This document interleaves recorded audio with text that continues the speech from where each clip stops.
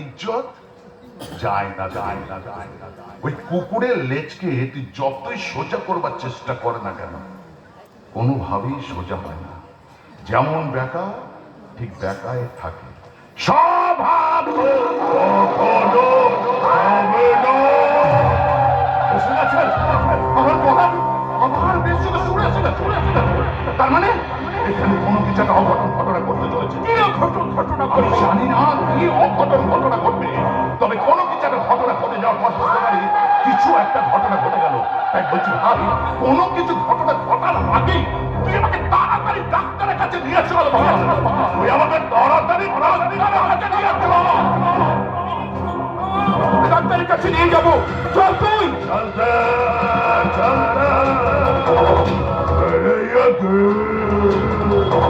याद रखेना अभी अलविदा ना कहना अभी তোকে বারবার করে বলেছিলাম না ভাই, আমাকে তুই ডাক্তারের কাছে নিয়ে চল। তুই আমার কথা কেন শুনলি না রে ভাই? এখন যেমন রক্ত দেখতে ইচ্ছে করছে রে ভাই। হয়েছিস তখন দাদার জন্য এইটুকু ত্যাগ স্বীকার করে না রে ভাই। একটু দাদাকে রক্ত দে। রক্তদান মহাদান, বাঁচাবেন তোর দাদার প্রাণ। একটু রক্ত দে, একটু রক্ত দে, একটু রক্ত দে।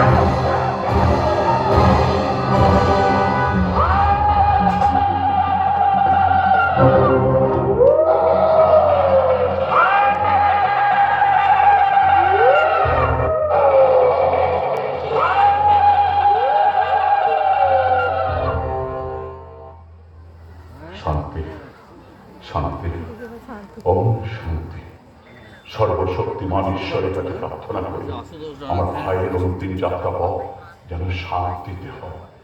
ওম শান্তি, ওম শান্তি, ওম শান্তি।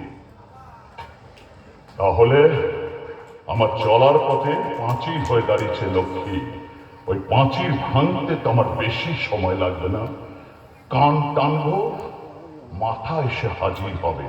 সবাই বলে পাগলা রে, মানুষ চিনলি না।